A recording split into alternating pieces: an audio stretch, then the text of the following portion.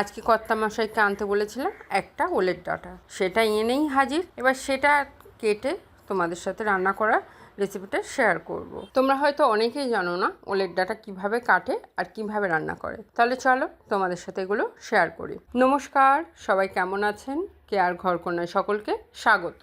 প্রথমে ওলের ডাঁটাটাকে আমি একটু টুকরো করে নেব, কারণ অনেকটা বড় তো একসাথে ওইভাবে কাটা সম্ভব না, ওই জন্য টুকরো করে নিয়ে নিলাম।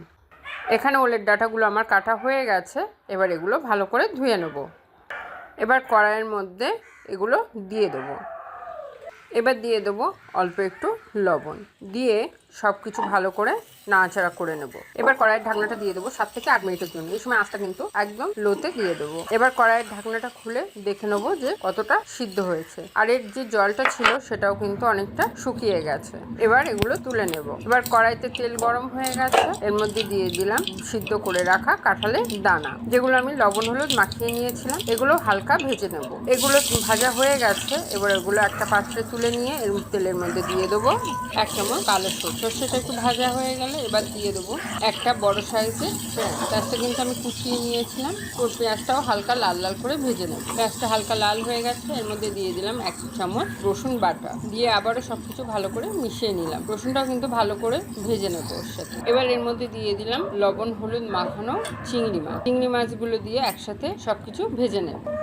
এবার এর মধ্যে দিয়ে দিলাম ভাপ দিয়ে নেওয়া ওলের ডাঁটাগুলো। এবার দিলাম 1 চামচ হলুদ, দিয়ে সব একসাথে ভালো করে ভেজে নেব। ভাজাটা প্রায় হয়ে গেছে। এবার এর মধ্যে দিয়ে দিলাম ভেজে রাখা কাঁঠালের দানা, দিয়ে আবারও সব একসাথে ভেজে নেব। এবার কড়াইয়ের ঢাকনাটা আমি দিয়ে দিলাম 7 থেকে 8 মিনিটের জন্য, যাতে সবকিছু ভালো করে সিদ্ধ হয়ে যায়। কড়াইয়ের ঢাকনাটা খুলে আবারও সবকিছু একসাথে ভালো করে নাড়াচাড়া করে নেব। নিয়ে এর মধ্যে এবার দিয়ে দেবো সর্ষে বাটার জল। সর্ষেটা কিন্তু আমি একটা লঙ্কা দিয়েই বেটে নিয়েছিলাম। এবার একটু নাড়াচাড়া করে এর মধ্যে দিয়ে দিলাম অল্প একটু চিনি, আর দিয়ে দিলাম 1 চামচ শুকনো লঙ্কার গুঁড়ো, দিয়ে সব কিছু আবারও ভালো করে মিশিয়ে নেব।